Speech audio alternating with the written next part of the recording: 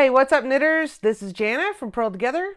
Let's talk about that for a minute. Purling together. So the reason I named the channel Purl Together was because often when people learn to knit, they learn the knit stitch first and then they learn the purl stitch, which sometimes seems a little awkward, and it's the reverse of knitting. And so the reason I named the channel that is because, you know, we're going to do the hard parts together, right? I wanted to be able to have some knit alongs, sloth alongs, which are just basically super slow tutorials about specific patterns that we choose, and for everybody to feel like it's attainable. You really can do this.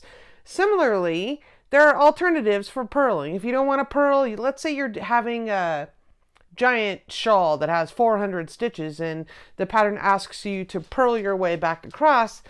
Now, sometimes there's issues with tension, so people's tension and gauge sometimes change with purling because it's the reverse and you're turning things around and the motion is back. Well, it's not backwards, but it's the opposite of knitting. So there is a technique that I want to talk about today called backwards knitting. So we'll go there. And this could be useful in certain circumstances, such as purling back across many hundred stitches. Although it is still, I will say, I am a proponent of learning to purl effectively, like traditional purling, where the wrong side faces you and you're doing purling stitches, not knitting backwards. You'll see the difference in just a moment.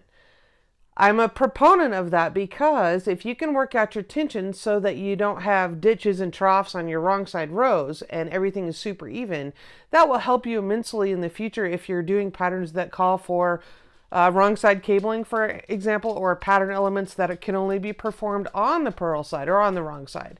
So it's definitely worth doing if you're serious about improving your craft. Having said that, though, I can also see the benefit of backwards knitting if you're doing several hundred, stitches. So both are valuable for different reasons. But before we get to today's technique video, I want to give a public shout out to my newest patron. Her name is Anne. I really appreciate your support. Thank you for that. If you're interested in becoming a patron of Purl Together, go check out our page and what I'm offering over at patreon.com/Purl Together. All right, let's get started. Okay, so right here I'm going to purl, but I'm going to show you the video from this side so that for you on the opposite side, purling is exactly the same as knitting. So I go into the back of the stitch and I wrap counterclockwise and I pull the stitch to the front. So I'm looking at the wrong side and I'm purling, but it is in fact exactly the same motions and the same stitch construction as knitting.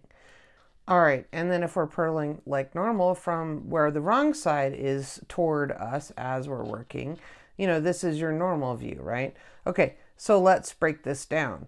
If we want to knit backwards, it's the exact same thing. We're still going into the back of the stitch, all right, wrapping counterclockwise, which feels weird to me because this needle that I'm wrapping isn't pointed that way. It's pointed to the right, so that's why it's like, I can't quite get my wrap to stay on there. But then we're just going to pull that through. And with backwards knitting, you are working from left to right, which also feels, well, backwards, right? So that is an awkward thing. However, if you practiced this enough, it could conceivably become, just as second nature as forward knitting or forward purling, regular purling. So do you see how it's exactly the same thing? You're going into the back leg of the stitch or the, left back leg, wrapping counterclockwise, which I have trouble with, and then pulling that left needle through. So it's absolutely no different than going through the backward leg of the stitch, which on the wrong side is your forward leg, but you can see that that's the backward leg if you're viewing it from the front side or from the right side, wrapping counterclockwise, which to me is easier because that needle's pointed to the left, and so when I wrap, it like stays on because I'm providing counter tension here and then taking the stitch through.